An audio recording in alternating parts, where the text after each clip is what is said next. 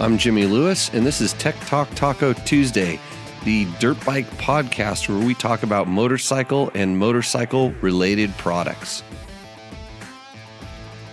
In show number 31, we visited Fasst Company's Flexx Handlebar's headquarters in Utah.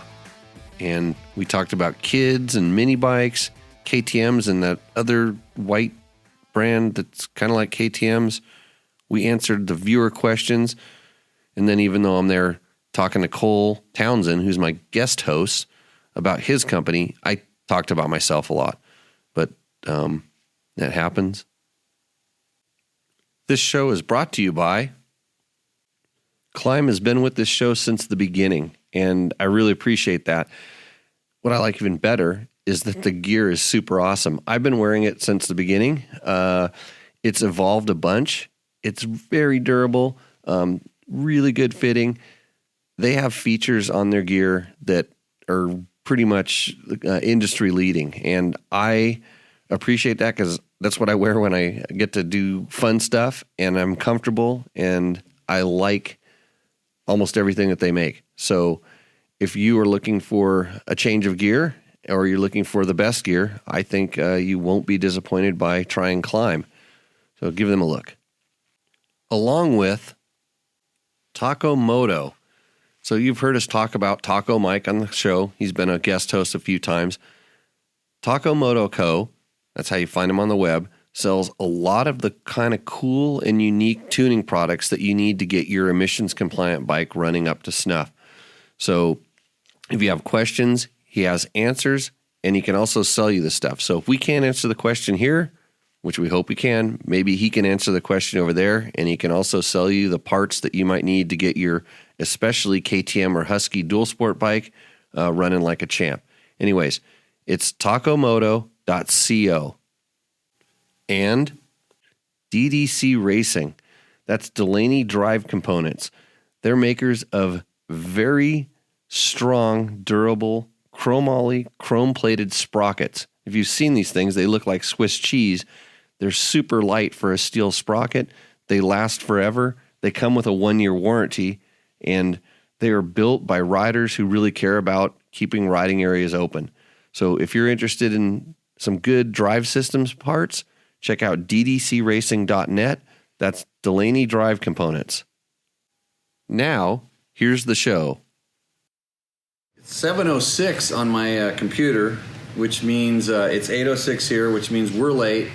So live from someplace in Utah at the Fasst Company headquarters, this is Tech Talk Taco Tuesday, number 31. I'm Jimmy Lewis.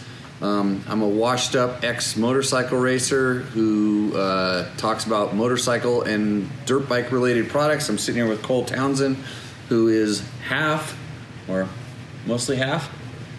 We're a team. It's a team here. Half of Fasst Company. He's got his little Groms running around in the background. You didn't know you just got in the photo, did you? Oh, hi. Yeah, sorry. Yeah. So we got some of the Fasst Groms running around in here. We got a few people in the shop watching us. They haven't started heckling us, which is good because we probably deserve it. But tonight we are going to talk about, what did we say we were going to talk about? We've got a lot of questions. I got a lot of questions for you. So I'm going to get grilled, I'm sure, and we'll answer your questions. We're going to start with the questions in the chat room, just so if you get bored of us, you can leave, and hopefully your question will be answered, because that's the reason you're there, is because you. Or is this entertaining? It's entertaining. You're entertaining. There's lots of people who like to just observe you. We look like twins, though, don't we? Kind of. We're kind of like that twins movie. Yeah, look at the shirts. I'm the good-looking one. Right. I'm the one that has a dent in my head because I ran into something inside of my motorhome.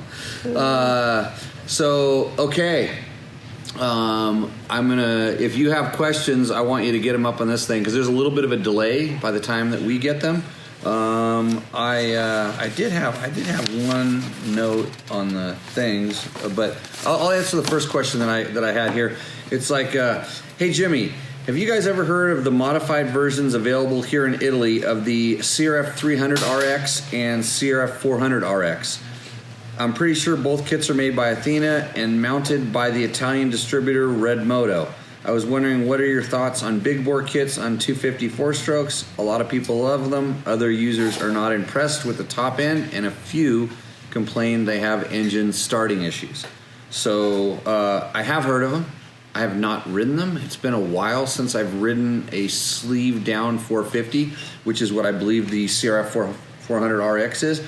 But I was actually talking to someone at the KTM Adventure Rider Rally, Ron Rabolzi, who is a diehard Honda older ISDE guy who runs E-Line. He's taken over E-Line carbon accessories from Kevin Hines.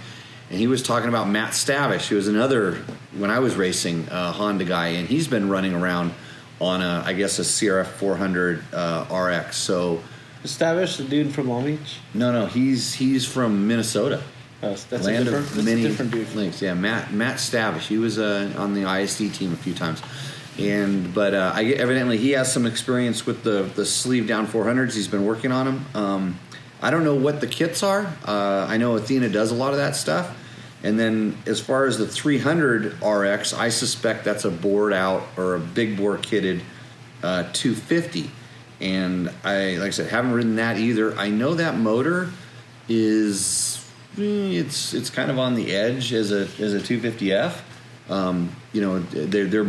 They're making it so they can get it as light as possible. So going up to a 300, you might have some durability issues with certain things, but I wouldn't know until I rode it.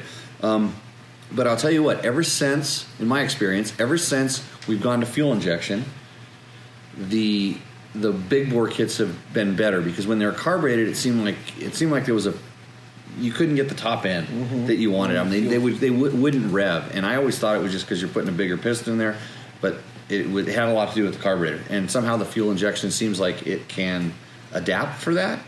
But like anything, these things are tuned as systems, and you need to make sure everything's kind of working together. I mean, Honda didn't design that thing thinking somebody was going to put an extra 50 cc's on top of it. Going all the way to 300s might be a little much. I mean, like when you go to 265 or 280 or something like that, it's kind of in the safe zone.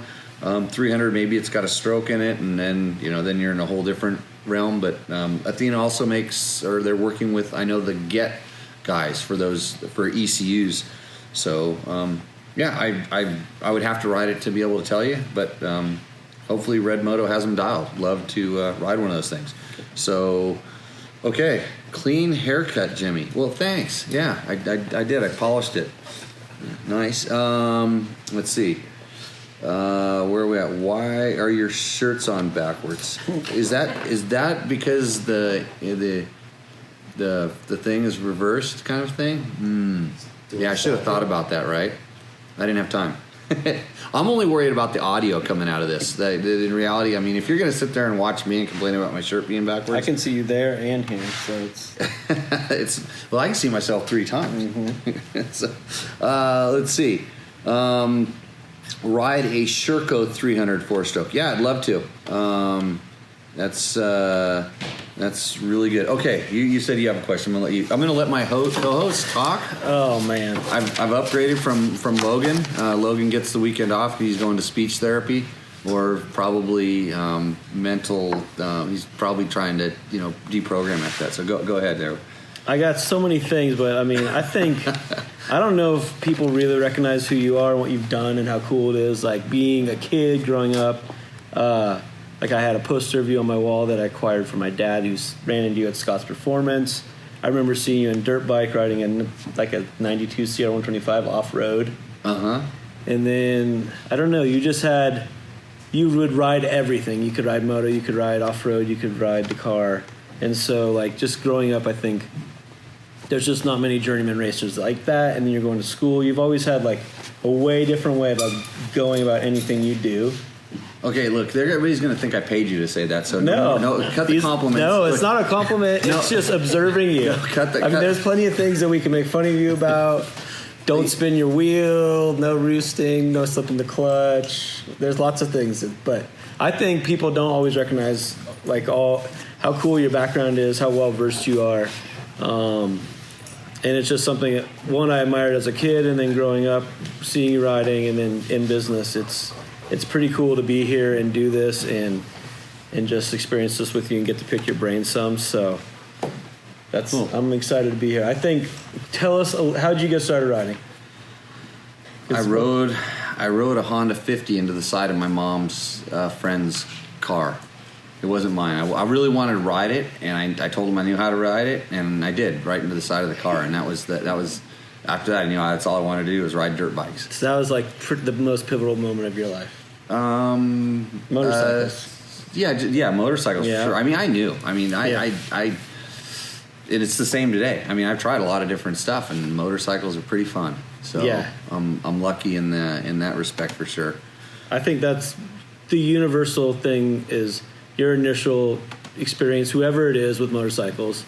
We got some guys in the audience that started riding a little late, but it's like the change of your life, and I think that's a really cool thing about everybody is collective bonding and really. Yeah, and I mean you've it was your hobby, and now you've made it your job, which is your life. And look at the kids. That's their life, right? It's our whole life. Yeah.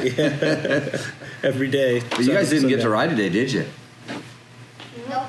You didn't ride anything today? Well, we rode mountain bikes. We rode everything. Yeah, everything but motorcycles. No pit bikes today? I mean, it started mine. Just make sure it starts. Yeah, riding every day for sure. Cool. Yeah. I mean, I have a lot of questions, but I think like some of it maybe is just me geeking out because knowing your background. Like, I'm gonna pick on you in a little while too. Okay, so you can do that. That's what a co-host's for. Yeah. Well, the first thing is if you ever been riding with Jimmy off road, you basically know that you might not return home that day. So you got to be prepared to be there for a night or two and be comfortable with that. And I've been with guys that aren't always comfortable with that. So I have rules, and I'm very clear about this. When we go riding, you're going to run out of one of three things when you go riding with me. You're going to run out of gasoline in your motorcycle. Done that. Yeah. You're going to run out of daylight. We've done that. Yeah. Or you're going to run out of energy in your body. Yeah, we've done all three. Yeah, so you can do something about two of those pretty easy. They make these things called headlights. Mm-hmm. Yeah, you put one on your motorcycle. We were sharing one headlight for 3 bikes. Well, yeah, but I explained that before. And then gasoline, they make bigger gas tanks, right? Or you've made arrangements, so you bigger gas tanks. The energy in the body, that's the one I can't help people with. I mean, I can suggest training or conserving energy. You can do it two ways. You can learn how to ride better and not use your energy, or you can just get in really good shape and use all kinds of energy. Mm-hmm. So, but and I used to have this thing about like, I'd say, hey, let's go on a half-day trail ride, and people like, yeah, perfect, half day. That's like half-day trail work? Well, it's the same kind of thing. How many hours is a half-day in Jimmy? 12. Okay. That's 12 hours a half a day, right? We didn't know this going in, but... Yeah, 12 hours is I mean, come on, how many days? 24, you kind of have 12, right? And then, but there's one caveat. It's not a half-day trail ride. In our old world, it used to be 150 miles or 12 hours, whichever came last. Mm. So you had to ride at least 150 miles. And this isn't just desert riding. This was usually kind of technical trail riding. So that was one of the those are the rules. And unless my wife was there. If Heather went riding, then it was going to be okay because I don't want to kill her. I don't know. I mean, that's debatable. She abided by those rules for a little while, but she quickly learned. It's like, I'm not going to ride with you anymore. And Heather's a good rider. Yeah, she's tough. Yeah. So those are the rules. So okay, back to what I see. You got a whole lot of stuff scribbled down there. I mean, yeah. Yeah. We can talk about stuff. Okay. Let's get to another question. Hey Jimmy, been enjoying your site and tech talks. This is the Mobergs. I'm going to start trying to pronounce names, and it's not very good. I'm looking for some advice on my next bike. I'm currently on a 2017 KTM 300 XC with a smart carb, head, a pipe, a Race Tech gold valves done by me, which I love. Favorite bike ever. Since 2013, I switched back to 2-strokes from KTM 450s. The last 4-stroke I owned was a 2011 KTM 450 6 Days edition. I race hare scrambles and enduros with my son and trail ride, and lately joined a new MX track in my area, so I'm having a blast learning tracks. I'm 51 years old, so I ride the 50A class, and I'm a top 3 guy. So I'm struggling with a new 300 or switching to a 350 XCF or XCFW. Why 350? Well, the racer in me sees them winning everything off-road, and maybe the power will be smoother. I live in Colorado at 6,600 feet, so when I go down in elevation, the 300 can be a handful. Also, would be a better track bike. No ambitions on racing moto, but I like to practice vet tracks. So I think like 3 episodes ago, because somebody said, "Hey Jimmy, my name's Tom, and I'm torn between a 450 and a KTM, 125. What's the bike for me?" And I said, "You got to give me more information." So now I'm getting all the information. I'm slowly reading your life story, and I'm still kind of finding myself perplexed. So when you just go, "God, would you?" I just get to my question. It's down there, and you're going, put yourself in this guy's shoes. And start thinking, man, so I'm hoping that after like maybe 100 episodes, I'll have to answer like less, like which is the best bike for me. That. Questions? Yeah, we'll kind of have a baseline, and you'll say, well, I fit in like this guy, and maybe I'm here. So, but this is a really common thing. This guy, and here's the biggest thing I just take from it. He's a 2-stroke guy now. I promise you, if you buy a 4-stroke, you're going to kind of have fun riding just because it's a little bit different. It's like, you've been on your 4-stroke for a while, switch it. It's easy to switch it up and go to 2-stroke, switch back or if you've been on 4-stroke for a while, switching to 2-stroke kind of adds a little bit of fun. Unless you absolutely hate 4-strokes or hate 2-strokes, because there's those guys out there. So that's number one. If you're on the 2-stroke, maybe go ahead and try the 4-stroke. The 350, so you're talking about definitely a little bit lower on power. It's 6,600 feet.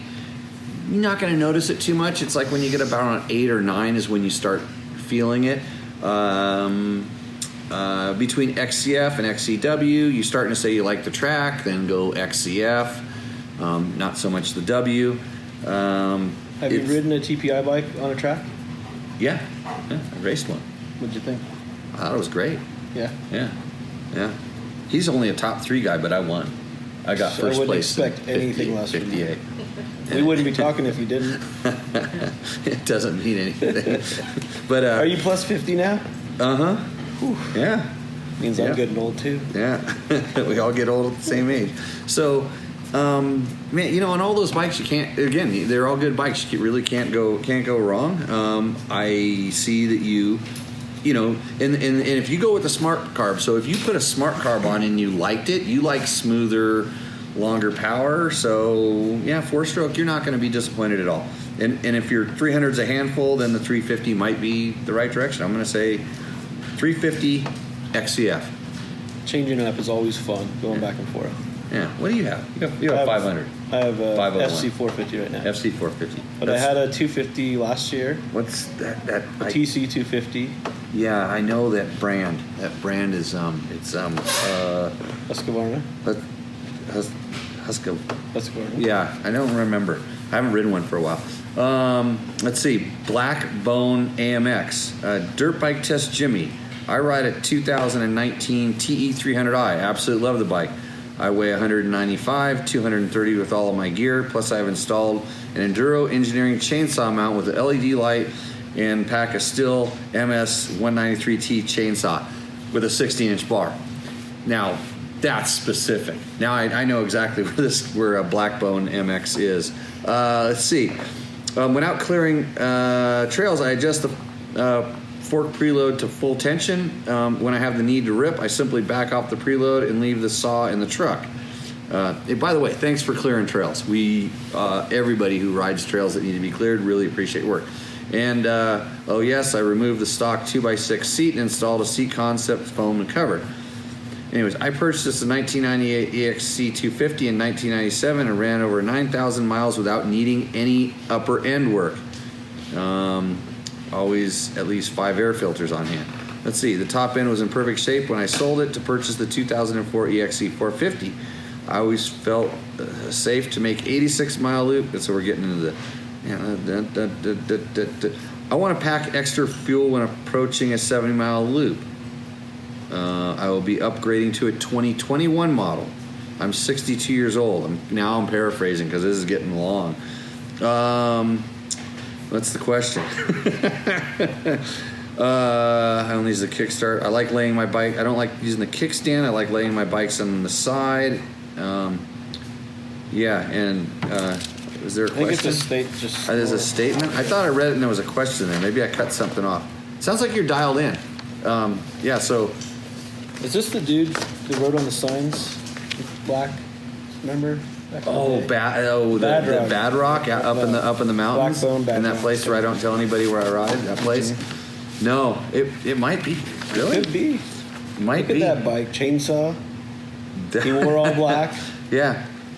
Yeah, he says he rides in number 2 mode. He averaged 17 miles an hour when he rides. I mean, we're getting pretty specific here. I consider TPI bikes stop and drop. I think what he's asking is like, can you just lay it over on its side and it doesn't leak any gas? And the answer is yes. I think that would be a great bike for any TPI bike. Yeah, it's electric start. It's got all this stuff. Okay, Justin Bradley says. And these are from the Facebook posts. Not sure I'll be able to watch, but I'm curious if I should change out the bushings on my Flexx bars periodically, like a time interval or hours or time of riding. You know what? I just happen to be sitting next to an expert, and I'm going to defer that question to Cole. What if I defer it back off? Do you change yours? Because you ride more than anybody. You've got So in the early days, back when the bar ends were silver, and that's kind of how I can tell. And some of them, even the silver ones, I still haven't changed. I have not had to do any maintenance on my Flexx bars at all. So I would typically we have customers that change them every 6 months or so. To guys that have been riding them for 15 years and never changed them. They've definitely degraded over that time, but slightly, so they're probably used to them how much they've softened up. I'd say every year or so. That's not, especially if you're riding frequently. A easy trick if you want to freshen them up is just rotate the elastomer 180 degrees, and then you'll have a fresh cut again for a period of time, and then it might degrade slightly, but they're really resilient. We spend a lot of time on our elastomers, improving materials all the time, working on different durometers and spring rates and rebounds. So I think he's talking about the bushings in the pivot. He's probably changing. He's probably talking about elastomers. It says how at the bushings on my Flexx bar. So he's calling the elastomer a bushing. Yeah. So I do change my elastomers. I mean, they seem like they after about two years they're beat. I mean, they get indented and stuff, and $23.99. Feel $23.99 for a full rebuild kit. I'll get your bars back to basically brand new, and you're ready to roll. So. And I even heard if you're watching this right now, even though Justin said you're not watching it, you might be eligible for a discount code. DBT at checkout, 10% off. Wow. Okay. So there you go. So it's about $20. So and then you get a whole bunch of colors in that. Yeah, it comes with 3 of your choice, or you can buy just an off-the-shelf kit, whatever you prefer. We would love to talk to you about your elastomer setup. We love to talk to our customers. So shoot us a call, shoot us an email, a DM, however you prefer to reach out. Tell us what you're doing, what you're riding, how tall you are. We'll have a bunch of questions for you, and we'll help you fine-tune them. It's just the bars are pretty set it and forget it to some degree, but especially after you spend a little time fine-tuning, there's just big returns you can get out of them, and we're always here for questions. So we'd love to hear from you and get you completely dialed in. Jimmy's it makes a big difference when they're fair. I mean, they feel good. And when I thought he was talking about like the pivot, the actual bushing pivot. And like we were saying, in the early days, those they were actually tighter, right? Yeah, originally it was a steel pivot pin and aluminum bore, which we honed, which was really, really difficult. So now we have a proprietary fiber bushing that has memory, has a lubrication principle, has a vibration reduction characteristic. So it's just a much improved pivot point, makes the bar handle just work way better, reduces vibration. The handle's completely isolated from touching metal to metal at any point. Grab that thing.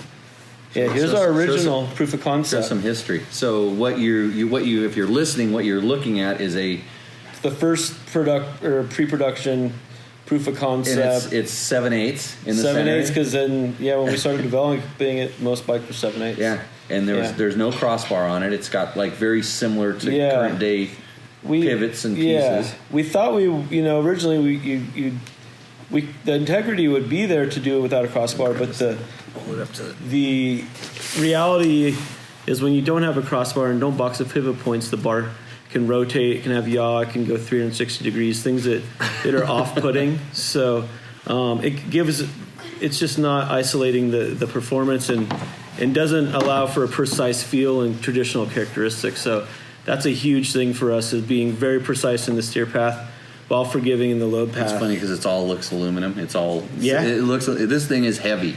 Yeah, it's just straight billet stuff, just carved out. I mean, the pins are actually CR250 piston pins. Oh, really? Yeah. So, these aren't. We went the next one with wrist pins. Yeah, the next proof of concept we did wrist pins, because these pins were just solid steel and real heavy. So yeah, the old days. Yeah, so it's just different proof of concept to see if it worked, and in general it kind of worked, but didn't really meet our philosophy of abuse reduction and characteristic. So, okay, Jacob Gonzalez house. Haven't been able to tell the difference with my Flexx bars. I left them alone with red dampers since the install. Should I change the dampers, and will this allow me to notice more of a difference? Yes, for sure. I mean, we encourage all our riders to test all the elastomer setups. The red, if you're a moto guy or you're tall and have a lot of leverage, that can work well right off the shelf. But for most people, they're going to want to run a yellow or blue compression. I mean, we've recently discussed just switching all our production stuff to yellow because it's very resilient, has a traditional feel, but really absorbs the abuse. So start with yellow. Set it so the nut has 3 threads showing outside of it, and that's your baseline. If you go in, it's going to stiffen it up slightly. Out, it's going to make it more compliant. After you try that, definitely try the blue. Shoot us a call or email. We'd love to chat with you about it. Blue's softer. Blue's softer, yeah. Yep. I run a lot of times mostly reds, and it's just because I don't really want my bars to move. I don't want. Yeah. But even with yellows, they don't really. You don't quote move. We don't. A properly set up Flexx Handlebar, you should not notice it moving until you're like, this is going to hurt when you hit a huge G out, face a jump, case a jump, go long. Some catastrophic impact where we're going to spread that load over a greater period of time. So our philosophy is not for you to generally notice it. A lot of guys don't notice until they go back to a traditional bar and ride that, and then the difference is just shocking. So it's really subtle.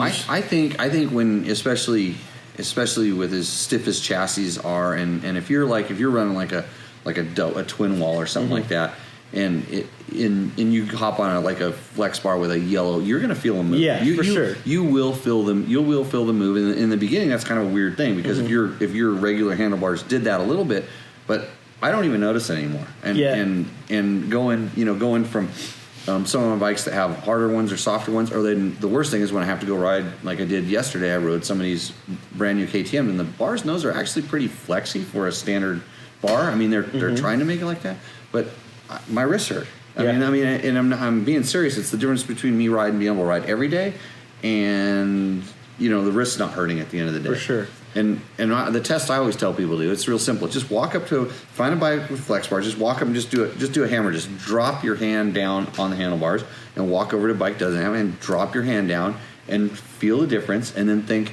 because that's the same as the wheel hitting a bump.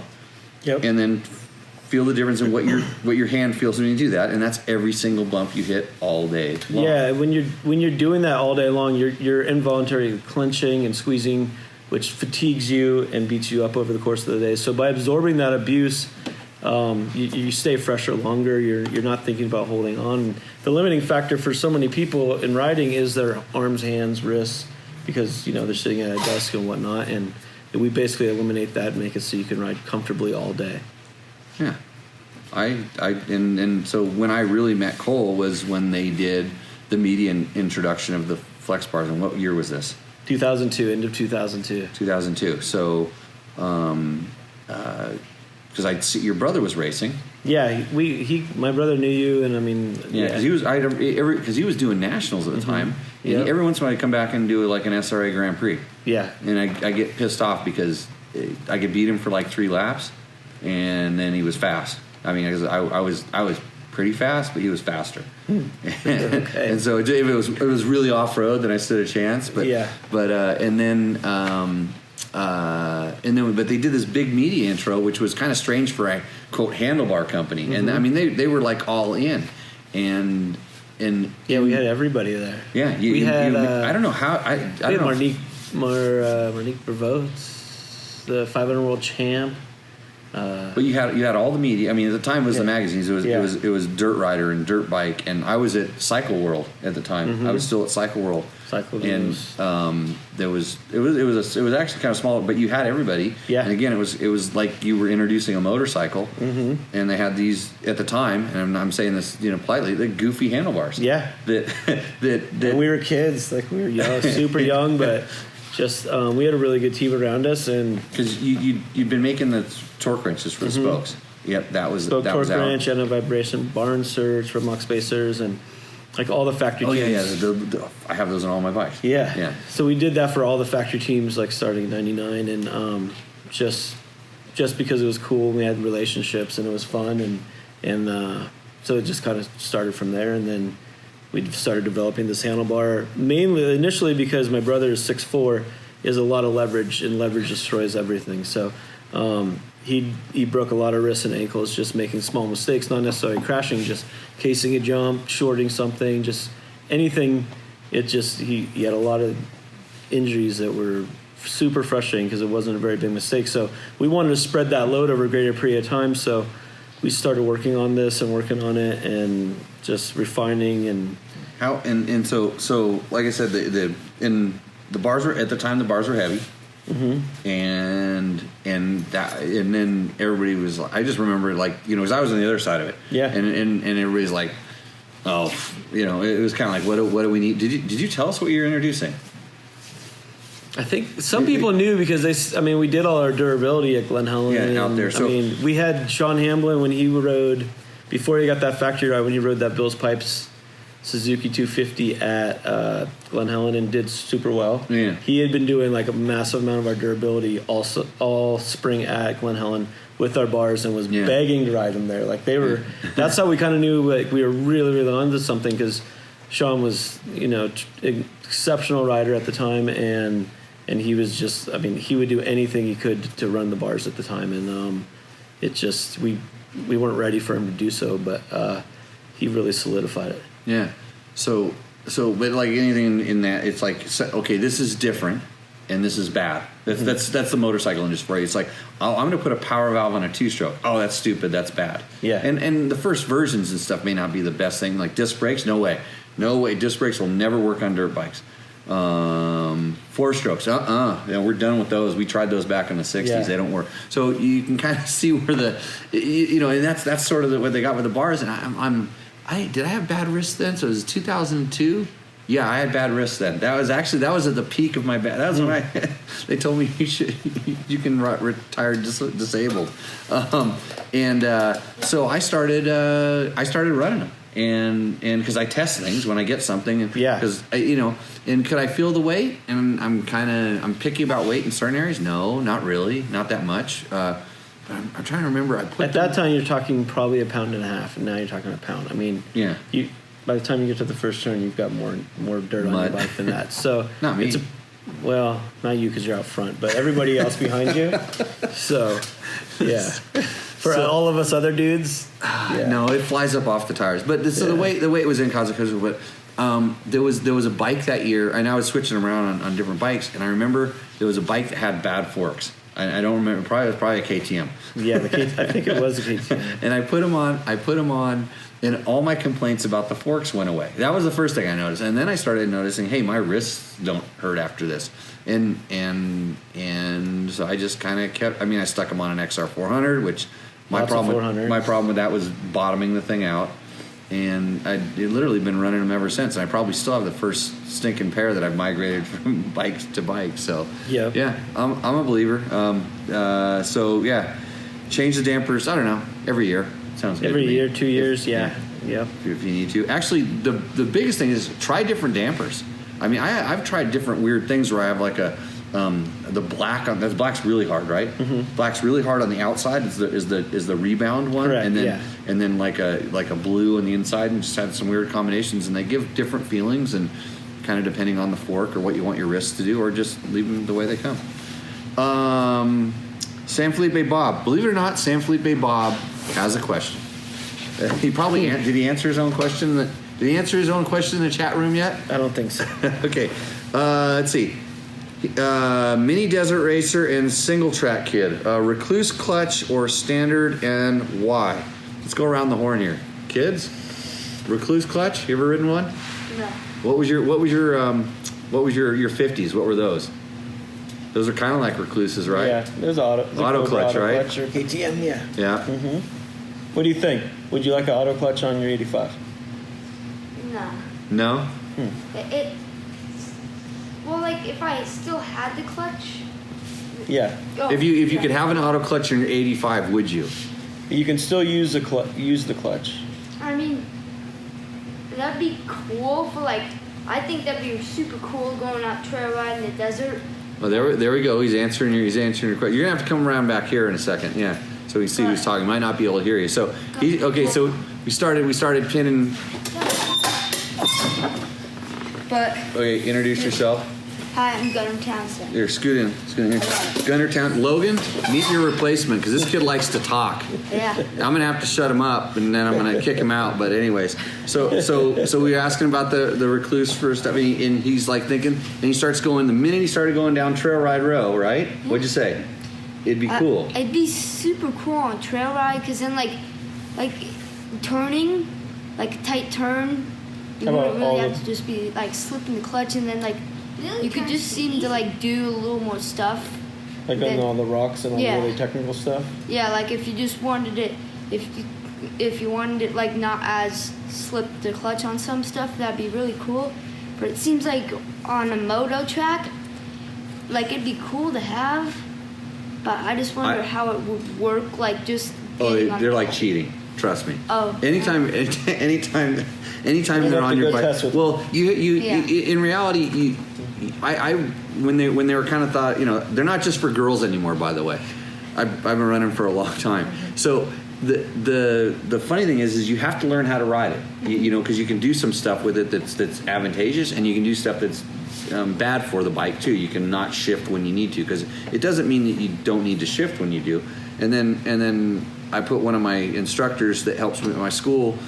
We were up at the KTM Adventure Rider Rally, and he rode my 500, and he started calling it a big PW 500 because he hated it. He just doesn't like them. And so it's a personal preference, but I think. But here's my thing. I think when you start them, when you move up to the 65 and the 85, you should learn how to use a clutch, because it just makes you more versatile, and you can learn how to use the clutch. And that way, if you ever have to go to a bike that has a clutch, then you know how to use the clutch. But then if you say, hey, I really like that Recluse, then you can go back and use it. If it's a Japanese 85 or 65, I think, especially for trail riding and technical stuff, I think it's just going to be a godsend, because it eliminates something that's really difficult for them. The KTM and Husky, man, it's just so rideable in general that there would be some benefit, but it's not as dramatic. Yeah. I think they're good. I mean, but it's what it's for. So Bob's second question was, same kid, 2-stroke 85 or 100 or a 4-stroke. Gotta be 2-stroke. Yeah, I mean anything competition wise. I mean, it depends on what you're doing. If this kid is just going to be a trail rider, I wouldn't have a problem putting him on a CRF 100 or a TTR 125, and then just that's an indestructible motorcycle. And for the most part, trail riding, I think the current 85s are as well. But they're pipey. They're meant to race. I think the biggest thing is having the kid on something he loves to ride, so he loves to ride, and that he's not intimidated or scared of, and then he can build the skills from there. I mean, that's number one. That's the little fallout you see from a kid who starts riding motorcycles is he gets on something too aggressive and it scares him, and then he has to come back to it. So if your kid's super aggressive, for sure I would be on a 2-stroke, but if he's not so much or really learning, you can build a lot more skills on that 4-stroke. Yeah. And don't listen to the kid when he's telling you, I want a 2-stroke, I want a 2-stroke. Make him prove to you that he's a good rider before. Because everybody wants to. All the kids. You always want what the guys have in the magazines, right? Yeah. Yeah. More trick stuff. Yeah. Like Cooper Webb. Yeah, Oh, you you gotta gotta get those. gotta have what Cooper Webb has, huh? Yeah, you gotta get the new like golden parts of the graphics Yeah. on kids. Talk louder, so talk louder and talk at that so that we. You gotta get those gold graphics on the KTM because I mean, Webb has them. Like the little parts, Webb has them. Do you have them?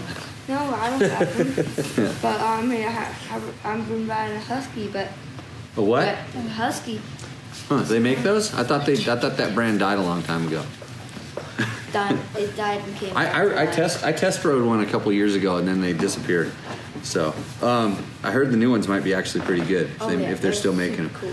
Okay, let's see. Do you have a KTM update on the ECU in your 2020 300 XCW? No, I gave the 2020 300 XCW back.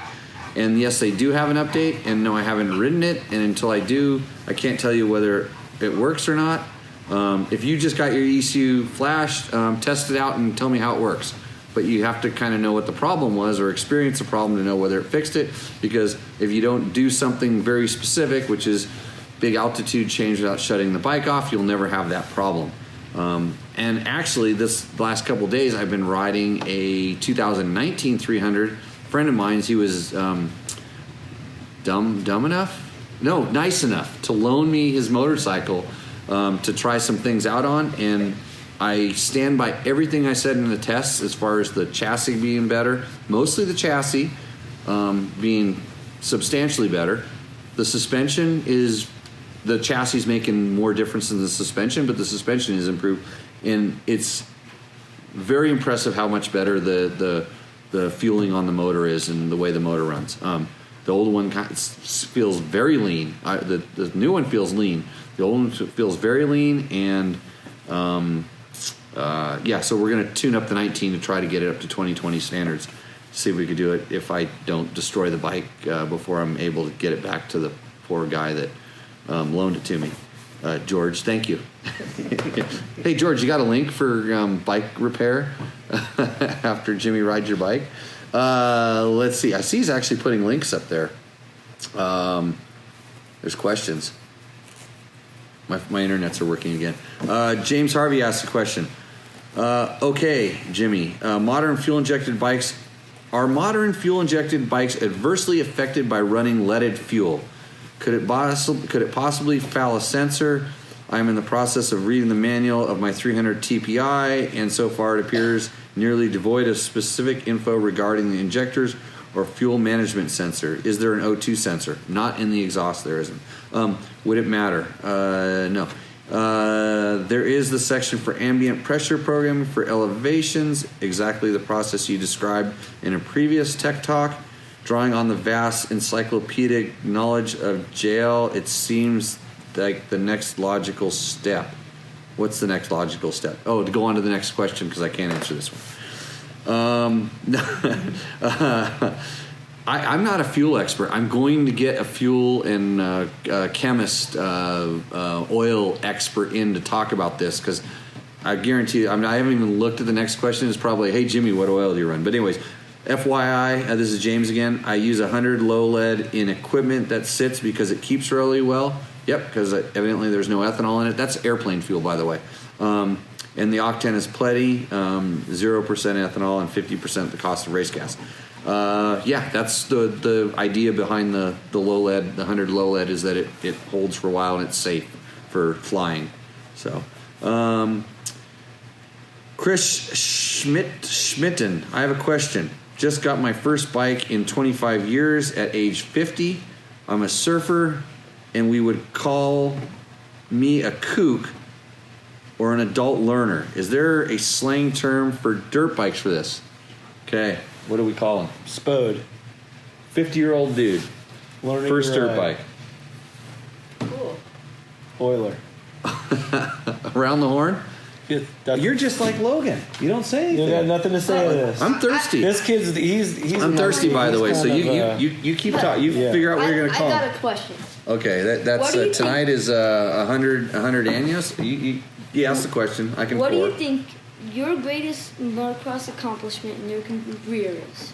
My greatest motocross accomplishment. Like race. Do you know they race motorcycles off road too, or only on tracks? I like it. Oh, you did some off-road. I want to go do that. Okay, I'm gonna get back. I don't want to talk about me all the time, so I'm gonna get back to this guy's what we would call. I would say, Chris, we might, some people might call you a squid. Squids. That's one word that I've heard before. But it's rad that you're riding. Anybody else? Well, yeah. Come on. Anything better to call a I got it right. He just started riding. Gerald? Good. goon? Goon. No, let's not be so mean. We see our biggest problem in this industry is we need more people to come in. I'm saying, hey, it's rad that you're riding. Come to Jimmy's riding school. There we go. That's what. See, I was gonna work this into a commercial for a riding school. Jimmy's riding school. You can go from wherever you are, and you'll leave better. Yeah. No matter what. You will. Right. So, no, I don't think you're a kook. I mean, you think about it. We need more new riders, especially young riders. But it's good that you're a young 50 and you're going to get on these crazy ass dirt bikes. And I would really wonder what your responsible friends think about you. That's what I want to know. Here's something. We got 2 dudes in the audience here who started riding late, right? Jim, how old when you started riding? I started riding young, but then I stopped because I had to get a job. When did you start riding again? I started riding again when I was maybe 58. 58, yeah. 59. 59, and these dudes ride. And Mark, were you a re-entry or Never had a dirt bike in your life? Just thought it was cool. What did your responsible friends think? As an idiot. You're an idiot. That's the best decision you've ever made. Just because you're going to go to the party with the wife, and then she's going to go, my husband just riding these dirt bikes. I still think I'm an idiot. I don't go to those parties because like my wife takes me back to my big motocross accomplishment or something. Like I go to a party and they know her husband has some Hells Angel. motorcycle. Yeah, it's like they go, so you ride Harleys. It's almost like riding dirt bikes, right? They're 2 wheels and they have handlebars. Yeah, there's a throttle. Biggest motocross racing accomplishment. Yeah. I would say I qualified for one national and almost scored points, and that was I got 27th. But I qualified 40th. I was the last guy to get in there, and I had to go through the last chance qualifier, and I finished 4th and managed to get a spot, and I didn't know how fast those guys could sprint like on the first 2 laps, and then I just kind of went back, but over the course of the moto I was able to pass guys because I was a desert racer or more endurance guy, but that was pretty big because I mean it was a hard to get into class, kind of like today.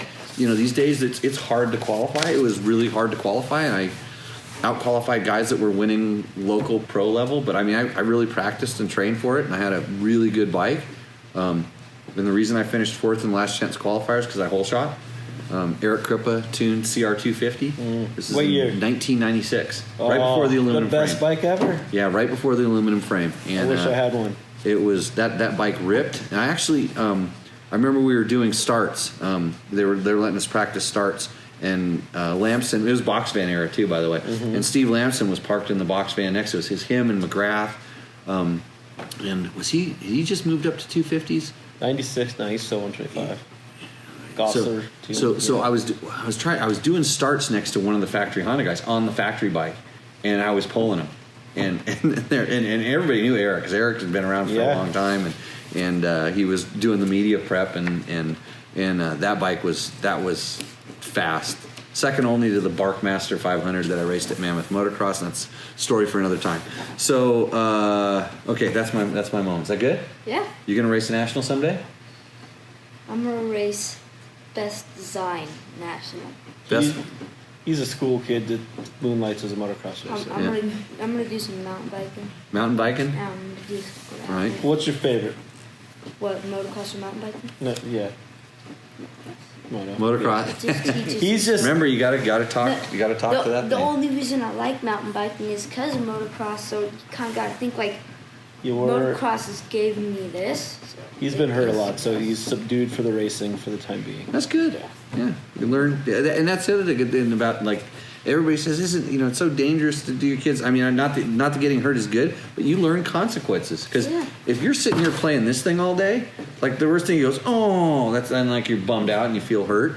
That doesn't hurt. What hurts more when you get hurt? Breaking the bones or like the anguish of knowing you can't finish your moto or race the next one. Yeah, that hurts. Oh, don't talk about Yeah. breaking bones. Well, I'm just saying, that's how you know I'm just you're- talking about bumps and bruises because that's all that ever is supposed to happen, right? Okay. Yeah. What? Nope. Okay. Question on the KTM 350 video.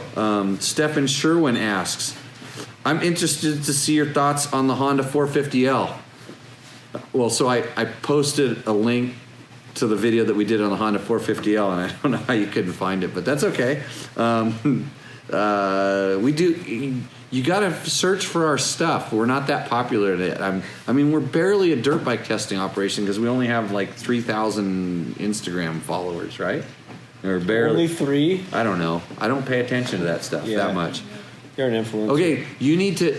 Don't call me that. You need to tell your friends to like dirt bike test or whatever. They'll follow all of those. Yeah, follow all of them. Yeah, and then our videos will pop up. Oh, yeah. So, Stefan, sorry about that.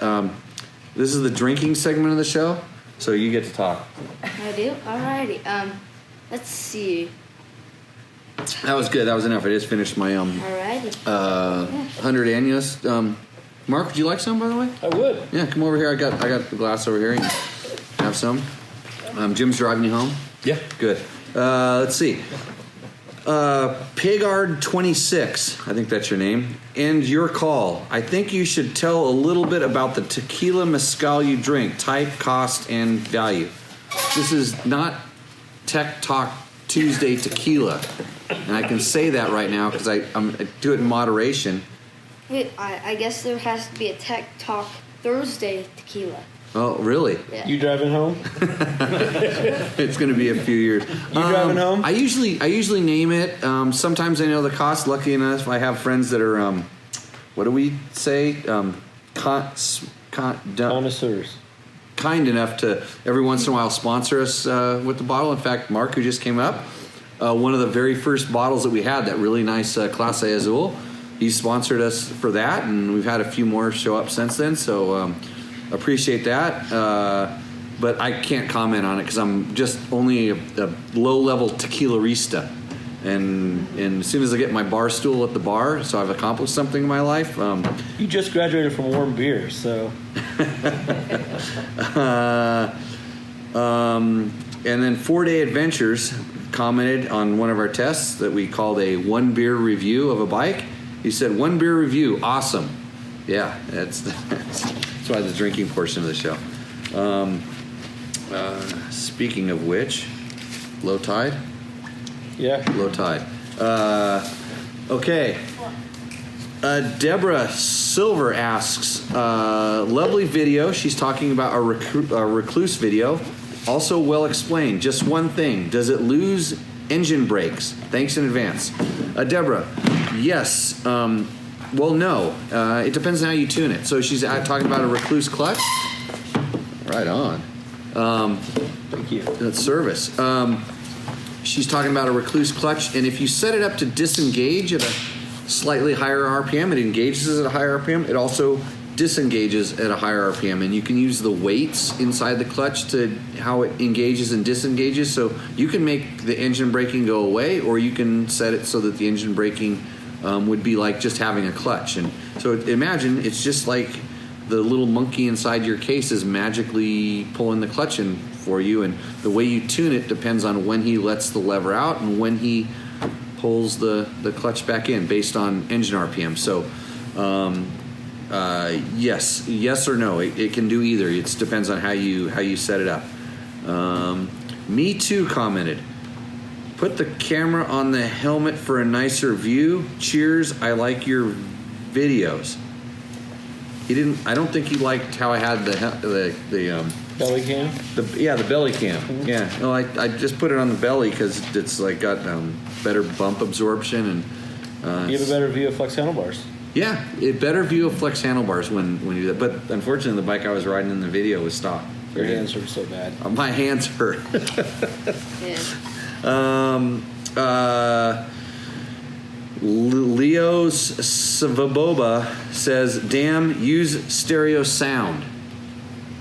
I'm a motorcycle expert. I'm not. I don't. Maybe he wants to volunteer to be Yeah, come on in and be our sound engineer. It was I remember that video. I didn't push a button, kind of like KTM and that ECU that they're fixing right now. So let's see. CJ Drums asks, fantastic review.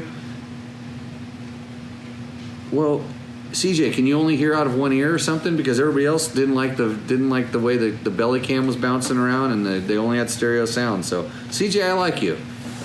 Good. He's CJ Drums. You must know something about sound, right? Sounds like it. Sounds like it. Your initial CJ? No. So yeah, we're doing our best here. Low budget, truthful information. Next question. I don't have your name, but I have a 2017 WR450F. What do you think of Yamaha's intake design and air filter element placement? I think they copied Cannondale. My air filter and motor oil stay much cleaner than my older WR. Copy the mountain bike? No, the Cannondale. Remember that Cannondale motorcycle? It was Bike of the Year at that magazine I used to work for that I didn't have anything to do with that. Once. Was it mine? One of mine? I rode some magazine bike, and it was once is enough. They're different. No, they at the time they had some traits that were good. How about the ATK one? When they bought the inventory. Oh, it was the same thing. Yeah. It wasn't anything different. They actually the ATK one. The biggest difference is they flashed the map that I helped develop. The old. So everything that Cannondale did is very similar to what a current Yamaha, like design wise and stuff. Which I dare you. Actually, one came across like a feed on Facebook that it was for sale for 50. No, I don't. In your garage, that's the one thing you don't have. It has Olin's suspension on it. It was for $1,500, and the shock and the fork were easily worth that. I just don't need another project. But no, I mean, I think their intake design, especially on a 254 stroke, is ridiculously advantageous, and you can see that when you watch, 4 Yamahas up at the front at the start of a 250 National and stuff like that. It just on the 450, it's not so crucial because 450s make plenty of power, but when you're striving for power, that design really works. I haven't really noticed a big difference in the air filter placement as far as like staying clean or not. It's funny because when you're riding around a motocross track and you start getting roosted, it's amazing, like the little dirt boogers that get, they're bouncing around inside of there because it actually sucks them into the airbox. I've never had that happen in my underseat airbox, but then like I've ridden across some pretty deep steams on WRs and not worried about it as much. It sure wasn't like my KTMs that, if you stop and it just goes right into the air filter. Why did you ask this question? Please explain what motor oil you use in your 4-stroke dirt bikes and why. I use the oil that I have. So a lot of times that's a diesel motor oil that I get at, O'Reilly's. Someplace like that, yeah. Is that what you run? What does Dad put in your bike? Rotella, yeah, I know a lot of people that run that stuff, and sometimes I'm using, some of the brands that you read about, the really good motorcycle ones, the Maximas, the Amsoils, the Lucas, so every once in a while stuff like that shows up. We have it to test. I test it, but it's in order to do a really strict, specific oil test. That's costly, time consuming, and sometimes kind of it's not, you don't have such a controlled environment to do that kind of testing, and we really don't have. I think there's better return for your time testing more tangible products. Yeah. I mean, if you have an oil that there's ones that are good, and if we had an oil sponsor, I would tell you use that one, just because I'd say it, and I'd probably be using it too, and then it would be good, and then we'd all be happy, and but I would tell you all the other stuff I've run, and I make semi-synthetic blends all the time inside my bikes. When one's a little low, I just put an additive in it, even if it's synthetic or not. And I've got a lot of bikes that are running with high hours on them, so I'm going on experience. And so everybody that doesn't like that, tell me how you do it better. Let's see. Thank you for all you do. Thank you. I didn't get your name. Hey, wait. Stefan Sherwin's back. he was the one that asked me to put the video up of the Honda 450L. I'm getting off my fat F800 GS, that's a BMW, and looking for something a lot more trail friendly.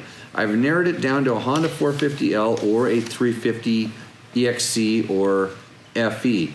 That's that other brand. Any of these three will feel light compared to the 500 pounds I use now. Correct. And your site review said the 450L wasn't as heavy as the number suggested. Correct. That's why we wrote that.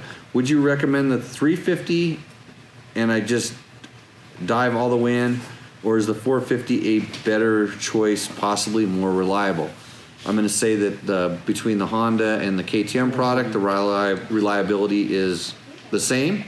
If you have a problem with your bike and reliability, it's going to be a fluke. Although if you do, make sure you take pictures of it and run to the internet and post photos so that everybody else can copy your thing and talk about how unreliable your KTM or Honda is. That's just standard operating procedure, by the way. What do you think? I mean, if he's a little more dual sport based than straight trail based, 450L better call. So, for sure, if you're coming off an adventure bike and you're going to a 450 or a 350 or anything like that, I mean, if you can, by all means, go ride. Try to go to a demo ride. I know KTM has demo rides all the time. Honda has demo rides every once in a while. Beta has demo rides. There's a lot of these companies have demo rides. Go ride the bikes and forget about the number, because at this point you're moving from a garbage truck down to a sports car, and they're not meant to do the same things. And I'm not saying that BMW is a garbage truck. I'm just using things that are visually representative. And I hate the BMW 800, by the way. It's really close to the KTM 690. Mark, I got one for us to ride. It's that really cool one that Rottweiler built, by the way, 690. But go ride. Get a chance to ride dirt bikes, because in our schools a lot of times I see guys that are adventure bike guys, and they bought a 1200 dirt bike, and they literally say, "Oh, I don't want to ride one of those like 600s or 650s." And it's like, have you ridden a 650? And like, no, not me. I mean, why would I ride something with that little power? And I've literally put guys like that on a 250F, or just even not even not even you can put them on anything. I put them on a smaller bike, and they're like, wow, that thing makes power. And then, you think about if you're going like legal speed limits down the road, they'll go down the road just as fast as you need to go. It's not going to overtake something as quickly. It's not going to have that level of power. But when was the last time you were really using all that power? And on a 450, if you yank the throttle wide open on a 450, it's going to want to loop. I mean, and 350s too, for that matter. So, I don't think you have to worry about reliability. You don't have to worry, like we talked about in some earlier shows. I mean, the very early shows, one of the big questions was all about reliability, because people go straight to the manual and say, hey, it says I have to change the top end every 15 hours. And it's like, if I did that, I wouldn't be riding. Yeah, I'd be changing top ends all the time. So, and I don't. I mean, we're 300 and 400 hours easy if you just keep your air filter clean and use the oil that I just suggested by the last caller. So, whatever oil that was. So, I think that's through the bulk of the questions. I got a question. If you had to ride any bike right now, like you could pick whatever bike brand you want, whatever CC, whatever, what bike would you ride? I only get one bike. Just one bike? Yes. To do anything with? Yes, they'll only ride one bike? One bike. You get what? Okay, so... You gotta close the question now. What is your favorite bike out of all the new bikes that have came out? Like all 2010 through... Well, right now, like really the only 2020 I've ridden, but is the KTM 300. But if you're asking me if I only get to have one bike, just the one bike, it's the same answer, and I've been really consistent about this for the last probably 5 years.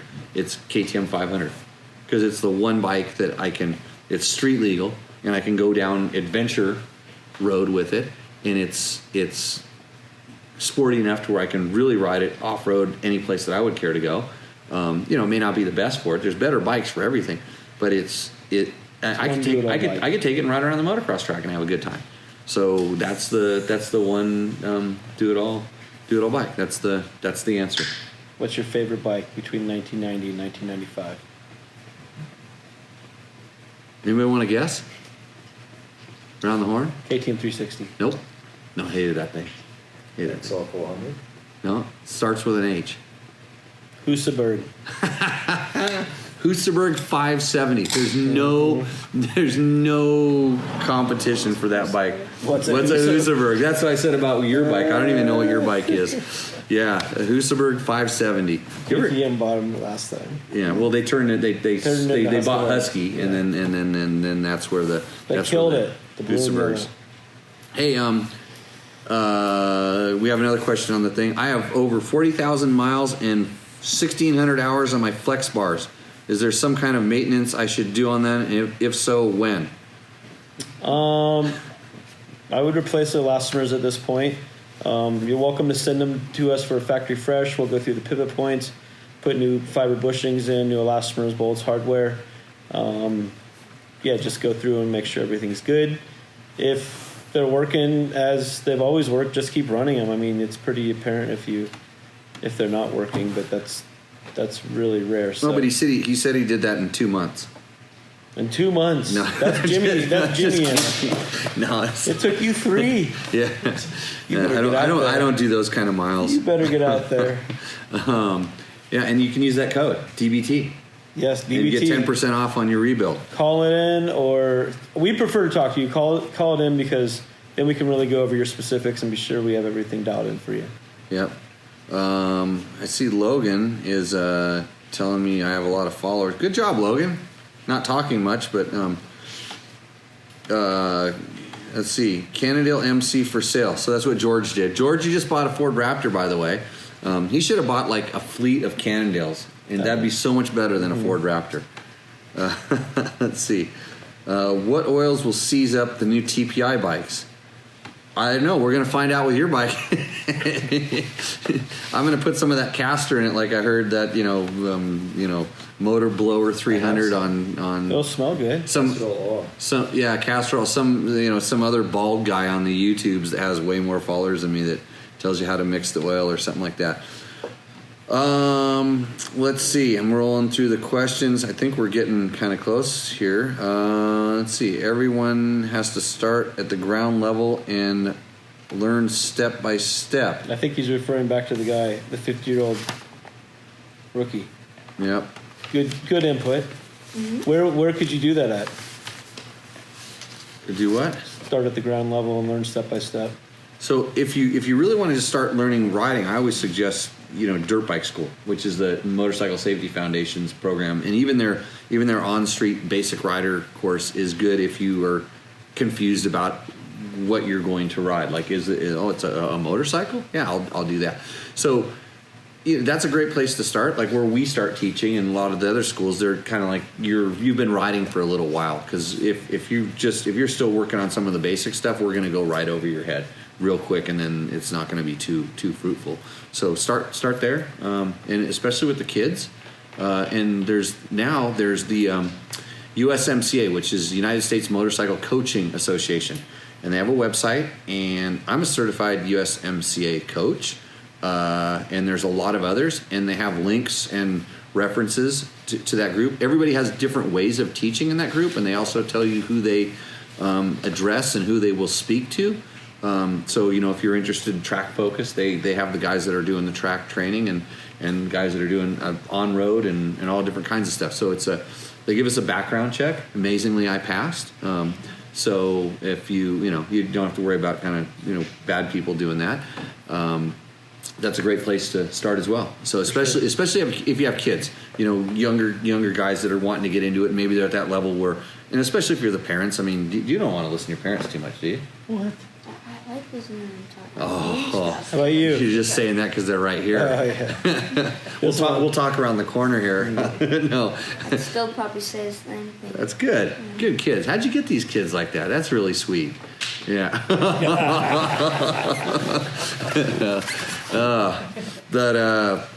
I didn't see that.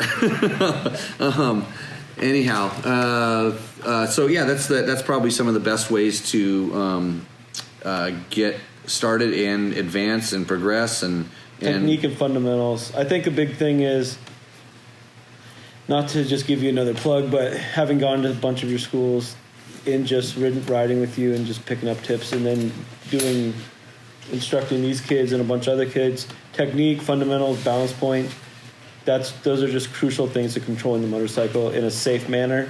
And as a parent, the biggest thing for us was being sure they learned to ride appropriately in the safest manner. That was the safest way to do it. So the balance points, the body positioning, the technique, the fundamentals, it's overlooked a lot of times, and that's the key component. But then keeping it fun. Yeah. I mean, I was lucky when I was growing up. My dad always just said, as long as you're trying your hardest, as long as you're out there having fun and trying your hardest, that's what matters. And trying your hardest didn't mean just just giving it all on your track. It meant making sure your bike was prepped and stuff like that. But if I didn't work on my bike, or if I didn't keep my grades up, that just meant the motorcycles went away. He wasn't mad at me. It was just like the motorcycle disappeared. Yeah, it's like it was something that was a reward, and I treated it like that. I mean, that's what I wanted to do. That's the only thing that really kept me motivated in school, in all honesty. That, and then as I got better, keep medical insurance by going to school. So there's a side effect to everything. For sure. But when I see it, because I've had mini bike dads come over to me and say, "Will you coach my kid?" And I'm like, have him come and ask me. And literally, I would rather, it's like I want some motivation from the kid to say, hey, I want to do this. And then you got to find out. And the first thing I ask the kid is like, hey, what do you want to do? And it's like, do you want to be a supercross champion, or do you just want to be really good at riding motorcycles? Because that's kind of different paths you're gonna put them on, and one of them isn't. The chance of success is minimal, and it's a whole different plan. And then even I just want to be a really good motorcycle rider, I think that you would get the same result in the end of the day, because if there is that natural talent and that motivation, and it has to be motivation from the kid, to want to go do that well, be at that level, then they'll show you, they'll let you know for sure. And I mean, sometimes they need, of course, kids, they need motivation and guidance, but don't overbear or ridiculously influence them on that stuff. So, Craig Hunter, Craig Hunter? I know Craig. He's got a rad kid. Craig says you're looking slick. I know Craig Hunter too. His kid is Trevor Hunter. That's a good dude. Yeah, Trevor's a good dude. He's the one. He tried to knock a donkey out in Nevada. Mm-hmm. That's like almost a felony out there. So you can watch the video someplace on Dirt Bike Test. Let's see.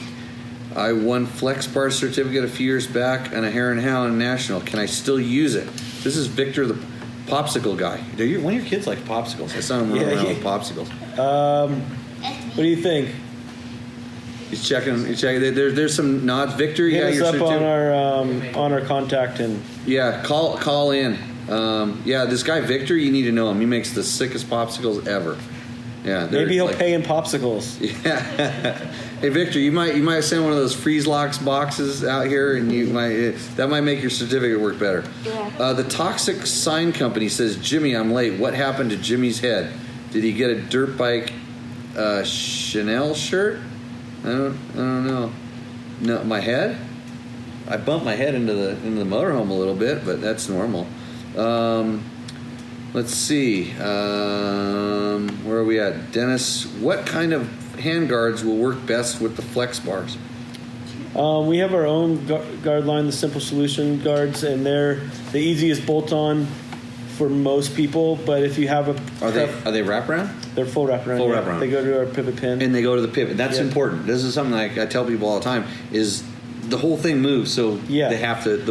It doesn't have to necessarily go directly to the pivot pin, but it needs to be able to articulate at some point. So there's a bunch of different ways to do that. If you have a guard preference, call or email us, and we'll tell you what mount you need to use that. If you don't have a guard preference, the Simple Solution guard is just the easiest way to put wraparound handguards on. Dave Scott asks, Jimmy, are you using a recluse clutch on your 1090? No. And I don't have one on any adventure bike. I've ridden them on the adventure bikes, and the biggest reason that I don't is I don't really ride super technical stuff that often. but majority of times I have to do demos on my adventure bikes. I do teaching a lot of my adventure bikes. And so, because I have to teach clutch control, I leave my bike standard in that way. And for instance, I do a lot of my teaching, believe it or not, on one of my Husabergs. That's a 570. You may have heard me talk about it. It has so much power.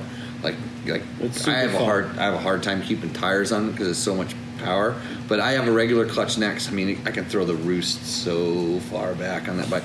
But no, I don't use the Recluse on the bigger bikes. Like I said, I've ridden them, and they work pretty good. Let's see, Squid, Spode.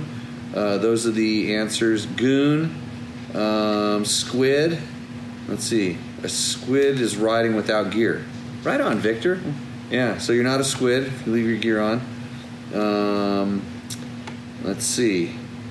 Everyone has to start at the ground level. Let's see. I think we've hit those ones before. I'm going to roll up to the top. And I think we've done that.